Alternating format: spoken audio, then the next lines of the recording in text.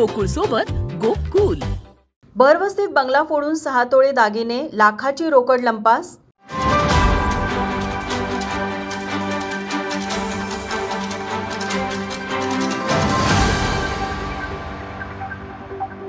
पाचगाव तालुका करवीर येथील शिक्षक कॉलनीतील यास्मीन मेहबूब मकानदार यांचा बंगला फोडून चोरट्यांनी 6 तोळे सोन्याच्या दागिन्यांसह 1 लाखाची रोकड लंपास केली.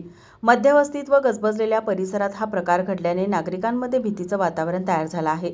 घरफोडी झाल्यानंतर सीसीटीव्ही फुटेज व ठसे तज्ज्ञांच्या मदतीने तपास सुरू केला. तपासासाठी आणलेले श्वान पथक मकानदार यांच्या बंगल्याच्या पिछाडीस आरके नगरीकडे जाणाऱ्या पायवाटेजवळ जाऊन घुटमळले. मकानदार या KMT मध्ये वाहक आहेत. शिक्षक कॉलनीतील कंदलगावकडे जाणाऱ्या रस्त्यालगत त्यांचा बंगला आहे.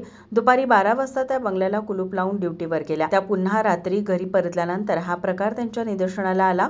चोरट्याने बंगल्याच्या मागील बाजूने खिडकीचे ग्रिल उचकटून बंगल्यात प्रवेश केला. चोरट्यांनी बंगल्यामध्ये सर्व साहित्य विस्कटून टाकले होते. त्याचबरोबर कपाटही उचकटून टाकले होते.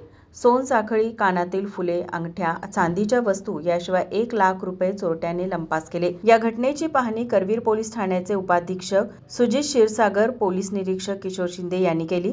माझा महाराष्ट्र न्यूज, कोल्हापूर. ताज्या घडामोडी पाहण्यासाठी माझा महाराष्ट्र न्यूजला आजच सबस्क्राईब करा.